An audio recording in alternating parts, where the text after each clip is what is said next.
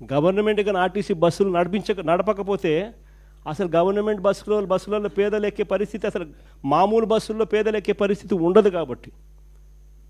కాబట్టి దేశవ్యాప్తంగా కూడా గవర్నమెంట్ ఎందుకు స్కూళ్ళు నడుపుతుంది, ఎందుకు హాస్పిటల్ నడుపుతుంది, ఎందుకు బస్సులు నడుపుతుంది అని అంటే ప్రైవేట్ ఎక్స్‌ప్లాయిటేషన్ జరగకుండా చెక్కు పెట్టేందుకు. ఈరోజు ఈ గవర్నమెంట్ హాస్పిటల్లో ప్రతి జిల్లాకు ఒకటి వస్తూ ఉంది. ఈ టీచింగ్ హాస్పిటల్స్ అంటే ప్రతి జిల్లాలోనూ ఒక సూపర్ స్పెషాలిటీ హాస్పిటల్, ఒక టీచింగ్ హాస్పిటల్ రూపాన ఈ మెడికల్ కాలేజీలతో పాటు అందుబాటులోకి వస్తుంది. అంటే ఈ మెడికల్ కాలేజీలో పనిచేస్తూ ఉన్న ప్రొఫెసర్లు, అసిస్టెంట్ ప్రొఫెసర్లు, పీజీ స్టూడెంట్లు, doctors, MBBS students, nursing students అందరూ అక్కడ డాక్టర్లుగా ఉంటారు. డిఫరెంట్ ఫ్యాకల్టీస్తో ఒక సూపర్ స్పెషాలిటీ టీచింగ్ హాస్పిటల్ ప్రతి పేదవాడికి జిల్లాలో అందుబాటులో ఉంటుంది. ఇది అక్కడ ఉండడం వల్ల ఆ జిల్లాలో మిగిలిన ప్రైవేట్ హాస్పిటల్ ఎవరు కూడా పేదవాడిని ఎక్స్‌ప్లాయిట్ చేసే పరిస్థితి ఉండదు.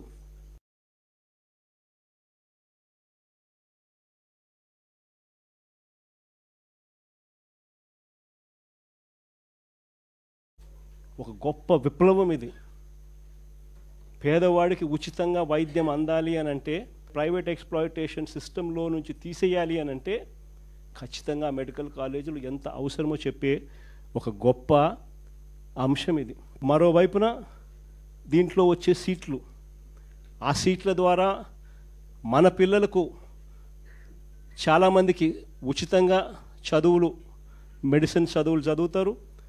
మిగిలిన వాళ్ళకు కూడా ప్రైవేట్తో పోలిస్తే తక్కువ రేటుకి సీట్లు అందుబాటులోకి వస్తాయి గవర్నమెంట్ మెడికల్ కాలేజెస్లో.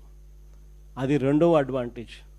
ఇన్నిన్ని సీట్లు జిల్లాలలో అందుబాటులోకి రావడంతో, రాష్ట్రంలో ఇన్నిన్ని సీట్లు అందుబాటులోకి రావడంతో డాక్టర్లు ప్రతి జిల్లాలోనూ అవైలబుల్గా ఉంటారు. ఒక గొప్ప కార్యక్రమానికి చంద్రబాబు నాయుడు అనే వ్యక్తి స్కాముల కోసం అని చెప్పి ఏకంగా మెడికల్ కాలేజీను 5,000 కోట్లు ఖర్చు పెట్టే కార్యక్రమానికి చెయ్యలేమని చెప్పి మూసేస్తా ఉన్నాడు. నాకు ఆశ్చర్యం అనిపించింది. 8,000 కోట్ల రూపాయలతో ఈ పథకాన్ని మొదలుపెట్టి మన హయాంలోనే 5 కాలేజీలను మనం జాతికి అంకితం చేసినాం, స్టార్ట్ చేసినాం. మరో 2 కాలేజీలు పులివెందుల పాడేరు. చంద్రబాబు నాయుడు ప్రభుత్వం రాకమునిపే వాటిలో కూడా కోర్సులు స్టార్ట్ చేసే విధంగా వాటికి కూడా అనుమతులు వచ్చేసినాయి. అంటే దాదాపుగా 17 కాలేజీలలో 7 కాలేజీలు మోరల్లెస్ ఫుల్ ఫ్లెడ్జ్డ్ కాలేజెస్గా తయారైనాయి. ఇంకొక 5,000 కోట్లు ఏముందండి 5 సంవత్సరాలలో? సంవత్సరానికి 1000 కోట్లు చూస్తూ ఆడుతూ పాడుతూ పెట్టుకోలేమా? అసలు నిజంగా 5,000 కోట్లు నేను పెట్టలేనని చెప్పి అంటా ఉండే ఈ పెద్ద మనిషి ఆడ అమరావతిలో చేస్తూ ఉండేది ఏంది?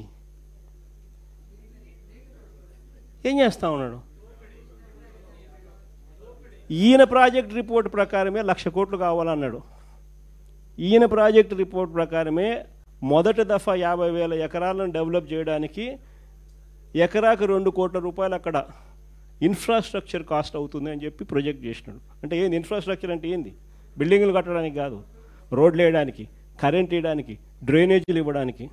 వీళ్ళ ప్రకారమే 50,000 ఎకరాలు గతంలో చేసిన దానికి 1,00,000 కోట్లు అవుతాను, 1,00,000 కోట్లు ఖర్చు అవుతుందనంటే గత ప్రభుత్వం చంద్రబాబు నాయుడు ఉన్నప్పుడు 4,500 కోట్లు ఖర్చు పెట్టారు. మిగిలిన 95,000 కోట్లు ఎక్కడి నుంచి తీసుకొని వచ్చి పెడతారు? మొదటి నుంచి నేను అడుగుతా ఉన్న ప్రశ్న అదే.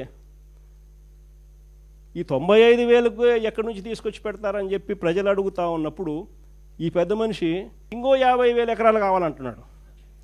ఆ 50,000కి అదే పరిస్థితి ఇట్టుంది. ఇంకొక 50,000 కావాలంటున్నాడు. దానికి ఇంకో 1,00,000 కోట్లు. మరి నీకు అమరావతి కోసం 2,00,000 కోట్లు నువ్వు ప్రణాళిక వేసినావు, చేతిలో డబ్బు లేదు, కానీ 2,00,000 కోట్లు ప్రణాళిక అంటున్నావు. మెడికల్ కాలేజీలకు, ఇంతమందికి మేలు చేసే మెడికల్ కాలేజీలకు 5,000 కోట్లు పెట్టడానికి నీ దగ్గర డబ్బులు లేవంటావా? నువ్వు అసలు మనిషివేనా చంద్రబాబు అని అడుగుతా ఉన్నా. ఇది పరిస్థితి. విద్య, వైద్యం, వ్యవసాయం, లా అండ్ ఆర్డర్ గురించి నేను చెప్పాల్సిన పనుల ఏ స్థాయిలో ఉందో మీ అందరికీ కూడా తెలుసు. కరప్షన్ గురించి అంతకన్నా మాట్లాడాల్సిన పనుల. కరప్షన్ అనేది లేనిది ఎక్కడో చెప్పాలా. ఏది ముట్టుకున్న కరప్షనే. మద్యం, ఇసుక, లాటరైటు, బాక్సైటు, క్వాడ్సు, సిలికా, మట్టి, ప్రతి నియోజకవర్గంలో పేకాట క్లబ్బులు, ఇంకా కుటుంబిషన్ల కాడ నుంచి మొదలు పెడితే ఇంకా స్కాములు అనేకం. భూములు ఇష్టం వచ్చినట్టుగా రూపాయికి ₹10 ఇవ్వడం. కరెంటు కొనుగోలు మనం ₹2.49 మనం కరెంటు కొనుగోలు చేసి రైతులకు మేలు చేసే విధంగా మనం అడుగులేస్తే వీళ్ళు ₹4.60 ఆ రోజు యాగి చేసిన వాళ్ళు ఈరోజు ₹4.60 కరెంటు PPL అగ్రిమెంట్లు ఎంటర్ అవుతున్నారు. ఏది చూసుకున్నా స్కాములే. రాష్ట్రానికి రావాల్సిన ఆదాయం రాష్ట్రానికి రావడంలా, దారి మళ్ళీ ఇలా జోబిల్లోకి పోతా ఉంది. కాబట్టి రాష్ట్రానికి రావాల్సిన ఆదాయాలు తగ్గుతున్నాయి. రాష్ట్ర ఖజానాకు ఆదాయాలు ఎందుకు తగ్గుతున్నాయనంటే ఖజానాకు రావాల్సిన ఆదాయం ఖజానాకు రావడంలా. మన హయాంలో ఇసుక ఎగ్జాంపుల్ చెప్తా, 750 కోట్లు సంవత్సరానికి ఖజానాకు వచ్చేది. ఈరోజు ఖజానాకు రూపాయి రావడంలా. ఇసుక రేటు మన హయాంలో కన్నా డబల్ రేటు. అంటే ఆ ఆదాయం ఖజానాకు రాకోకుండా దారి మళ్ళుతా ఉంది. తెలుగుదేశం పార్టీ వాళ్ళ జోబులు లేకపోతా ఉంది.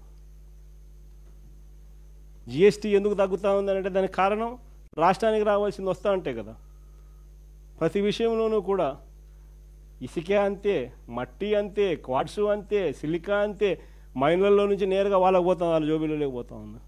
అందుకని రాష్ట్రానికి సంబంధించిన ఆదాయం రాకుండా ఇలా పర్సనల్ జోబీలు లేకపోయి రాష్ట్ర ఖజానా దివాలా తీస్తూ ఉంది. 17 నెలల్లో 2 లక్షల కోట్ల అప్పు. మనం 5 ఏళ్లలో చేసిన అప్పుకు 57% అప్పు కేవలం 16 నెలల్లో. ఈ డబ్బంతా ఎక్కడికి పోతా ఉంది? ఓ స్కీమ్ లేదు, మన పాత స్కీములన్నీ రద్దు, కొత్త స్కీములు ఏవి లేవు. మరి డబ్బంతా ఎక్కడికి పోతా ఉంది? ఎక్కడికి పోతా ఉంది డబ్బంతా? ఎవరి జోబీల్లోకి డబ్బు పోతా ఉంది? నిజంగా ఈరోజు పరిస్థితి రాష్ట్రంలో ఏ స్థాయిలో ఉంది అనేదాన్ని చెప్పడానికి ఎన్ని నిదర్శనాలు. నేను అందుకనే చెప్తా ఉన్నా, ఇలాంటి సమయాలలో చంద్రబాబు నాయుడు చేస్తూ ఉన్నది ఏమిటి అని అంటే ప్రతిదీ డైవర్షన్ పాలిటిక్స్. ప్రజల్లోకి పోయే పరిస్థితి లేదు కాబట్టి ప్రతిదీ కూడా డైవర్షన్ పాలిటిక్స్. ఒక ఇష్యూ ఏదైనా జరుగుతూ ఉంది అని అంటే చాలు, ఆ ఇష్యూ పెద్దది అవుతుంది అని అంటే చాలు దాన్ని బ్రేక్ చేయడం, దాంట్లో నుంచి డైవర్ట్ చేసేయడం. ఆ టాపిక్ డైవర్ట్ చేసే విషయాలలో గుళ్ళు కనిపిస్తాయి, గోపురాలు కనిపిస్తాయి, ఇంకా రకరకాల ఆరోపణలు కనిపిస్తాయి, రకరకాల మనుషుల మీద బురద జల్లే కార్యక్రమాలు కనిపిస్తాయి. ఇవన్నీ కూడా కనిపిస్తూ ఉన్నాయి. నేను మీ అందరితో కూడా ఒకటే చెప్తా ఉన్నా, చంద్రబాబు నాయుడు అనే వ్యక్తి ప్రజల్లోకి పోయే పరిస్థితి లేదు.